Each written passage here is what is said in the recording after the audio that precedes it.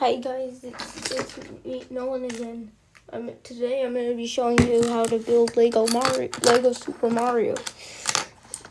Yeah, and do you like these videos more? So first, just number one, you place down the pants, then you put the buttons in. 1, 2. Then you have to attach Lego Mario inside. Then you attach the arms. Watch. It'll take a lot of work. 1,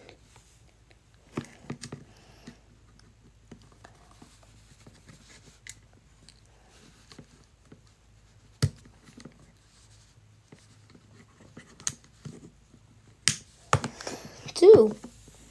Then you attach the hat. Then watch this. When you press the power button right there, it turns on. Watch this. Lego Mario time! Wow, that's cool.